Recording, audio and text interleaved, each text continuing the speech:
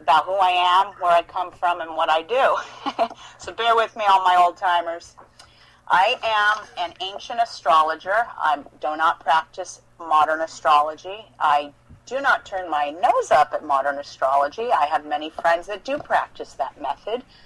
But I am an astrologer of the divine method of astrology. This was practiced by the great prophet Nostradamus. And I am in no way or shape or form claiming that I am the great prophet himself. I am not. But I have found his methods of astrology to be incredibly accurate and very insightful. I received my certification in the divine method of astrology from a gentleman named Dr. Louis Torrey. Some of you may have heard him on Coast to Coast and various other radio shows. He's been around for a long, long time. I also have used this method in accordance with some of my other metaphysical training that I've received through Wicca. And I've incorporated his methods of astrology into what I have been taught through the years. And I have to tell you that I have given more powerful, more accurate readings on people than and a lot of others I know out there. And I'm not bragging or anything. I've even, I've had people just look at me and go, "How did you know that?" Well, the stars don't lie, folks, and I'll tell you a little bit more a little later on what I do in my broadcasts. But I'm in no way evil in any sense of the way, and as I harm none, walking a Wiccan path in my lifetime, I've learned to respect nature and animals and look to them for messages. I respect my planet, unlike some of my other human counterparts, and I try to help others in the best way that I can in this crazy game we call life. I'm a defender of this planet, its creatures, including us humans. I hate injustice, I hate oppression and killing of innocent people and children, and I see things through a very different light. So what I'm suggesting to everyone is I'm not for the faint at heart. I will not lie about the stars and sugarcoat things. If I see something, whether it's in your own personal chart or in the world at large, I'm going to have to say something. This is reality, and you're going to have to hear it. Sometimes life throws us lemons, and sometimes you get, sugar-coated lollipops. It just depends. Now, I walked a very, very metaphysical path since I was an early teenager. My family, my dad's side of the family is from Victoria, British Columbia. My mom's side of the family is from Brooklyn, New York, via Italy. And I grew up in a household with two Italian grandparents from the old country. I learned a lot of things from both of them. I didn't have babysitters. I had Nana and Nono and Zia Mariana. I didn't have some strange lady watching me. That was just forbidden in my household. Which is probably a good thing because I'm kind of the same way with my own kids now. But through the years, I learned a great many things from my grandmother, especially. Years ago, we gave her this nickname called Streganona. And in Italian, Streganona means grandma witch. Now, in Europe, when someone calls you a witch, whether it's you're Italian or German or Norwegian, this is a word that's used with great pride in Europe. To be called this is a woman of healing power. Here in the United States, in a very puritanical nation that we live in, what do you think of when you think of a witch? Well, you think of a lady, an old hag with a big nose and a wart stirring a cauldron. And even in Native American cultures, many of my friends who are Native say, well, I don't see you as a witch because in Native American cultures, a witch is considered evil. My Native American friends call me the alpha star female of astrology, or they call me the medicine woman of the mind. I don't care what you call me, just call me. Anyway, I learned some incredible things from my grandmother at an early age. This woman introduced me to things like numerology. She would show me how to do different types of charts and study stars. She always told me, when the moon changes, so do people's moods and their emotions. she's absolutely right, because the moon is our emotions. This is where all our feelings come from, is the moon. So, she also taught me some of her holistic healing remedies. These are old, ancient Italian remedies, and I've been blessed and given the opportunity to pass these on down to my own daughters. But my thirst for knowledge didn't end there, and I was raised in a very religious household. Even my own grandmother, devout Catholic. Every Sunday she'd go to church, but Saturday nights were for, I guess you want to call it, practicing witchcraft. No, she just dabbled in the stars. The weekends before church was her 2 nights to sit there and do tea leaves and all these interesting things. So she's always with me. I really do think she's my guardian angel sometimes. So, Strega Nonna, ti amo. I love you.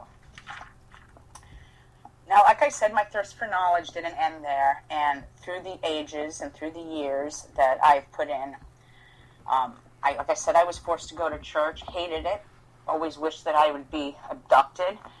I was 9, I hated it, didn't want to go, and I finally stopped going. It made me so miserable that I wanted to stay home with my grandfather. My grandfather saw through the evils of religion himself, so I kind of always wanted to hang with Grandpa, because Grandpa knew that religion's all bullshit. Pardon my French. But I am very proud to have had this opportunity to be raised by these incredible grandparents. And my mother, too. My mother worked, so I got my grandparents as my second parents. And through the years, I joined my first coven when I was 18. I joined my last coven when I was 32. I am a solitary now, and the reason I say that is because it doesn't matter what religion you practice.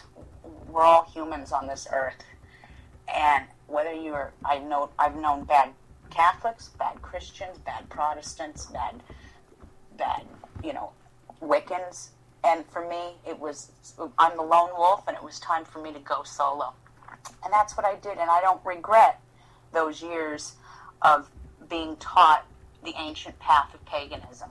It's made me a better person in this world. Now, one of the books that I had read that changed my world was a book I read by Zuzana Budapest, and it was called The Grandmother of Time.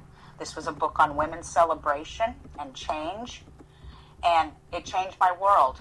Then I started reading books by authors like Silver Ravenwolf, Diane Stein, Janet and Stuart Farr, who wrote The Witch's Bible. Then there was this one other author, a male author by the name of Raven Grimassi. He focuses on the Strega culture and the old ancient witchcraft of Italy, which obviously, being of Italian descent, really resonated with me.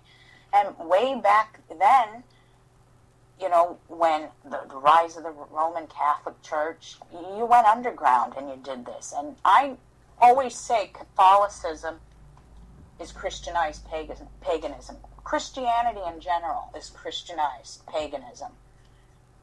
Especially Catholicism, because you celebrate Halloween. The day after Halloween, they have this thing in church. You go to church, you light a candle for the dead. It's called All Souls Day. And the Latinos, they celebrate De los Muertos Muertos, Day of the Dead. The Latino population is very religious too. So I'm very spiritual, and I embrace all faiths and all people. And I hope you can have the same respect for me and my teachings. And we'll get along just fine, I think. Let's see. I wanted to talk a little bit about some of the things I do in astrology to help you understand a little bit more about what I'm about. Now, what I might get ready to say might disturb a few people, and I actually thought long and hard about saying what I'm going to say. But I have to say this because the news in the last few days has been very difficult to watch. Extremely difficult. I see a lot of hateful things happening in the world. I see killing of innocent children. I see liberals fighting with conservatives. I see Democrats against Republicans. And in the end, folks, I want you to know the two evils that plague this planet are religion and politics. Either party, it's still a two-headed one-party system, working overtime with their polluted crap media. And I mean all of them, from the Fox News network, yes, nutwork, to the bullshit that's fed down your throat from Rockefeller Plaza and MSNBC, who is owned by General Electric, who makes a lot of money off of the wars that we get stuck fighting in. I'm sick of hearing half-truths and lies and more bullshit about Kim Kardashian's ass. Like I said, my family's from Brooklyn, so I don't mince words, people. I see the hatred that is spewed on Facebook, and it's just absolutely disgusting. In the last couple of weeks, it has been heartbreaking to go online and look at things. On to religion now. Now, what I'm getting ready to say is not for the faint of heart, but I want you to understand something. What's taking place in the Middle East, it's prophecy. Okay? Religion is coming to an end very, very soon. Between the year of 2015 and 2017, you're going to see some major changes with religion.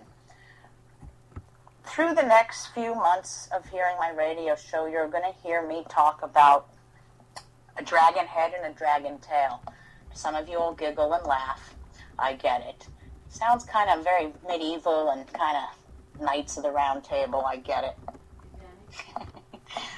But what I find interesting as the very birth of all these three religions, Christianity, Islam, and Judaism, all were birthed in the Middle East. Now, the Middle East is a Pisces nation. Do you see how the Christians chose the fish to represent their religion? All religion, most religions, not all, were birthed in this part of the world. But God did not come down and write no books. I'm sorry. I don't care if it's the Bible, the Torah, or the Quran. These are books created and written by man to put fear into man, to control man, to divide and to conquer others. That doesn't mean that some of the quatrains and scriptures that are in the Bible aren't true. I think some of the people that wrote some of those books were prophets. The soul's purpose here, though, is to divide and conquer and alienate. And we've got Jews hating Muslims, Muslims hating Jews, Christians hating Muslims, Muslims hating Christians, and on it goes. And who suffers the most in this? Well, obviously what I'm seeing on the news is the children, and it's heartbreaking. I want you guys to know something, and this is a fact. That 25% of our American tax dollars go to fund Israel. This funds tanks, guns, shells, etc., etc. Now, I'm not going to sit here and I don't want any of you to think I'm anti-Semitic in any sense of the way, because I'm not. I have Jews in my own family. And even the Jews that are in my own family are going, this is disgusting. What have we become, you know? There's an energy that's taking place right now on this planet, and it's the Aryan energy. Every 18 months, we have a shift in energy on this planet. And back in February, before February 19th, the energy, the dragon's head was in Scorpio, and the tail was in Taurus. That energy moved on February 19th, and it moved into the head in Libra and the tail in Aries. Aries is the lord of war, fire, blood. What do you think? What do we see on the news? What's taking place in the Middle East? It's also, Hitler was an Aries, and that's where we get the Aryan race from.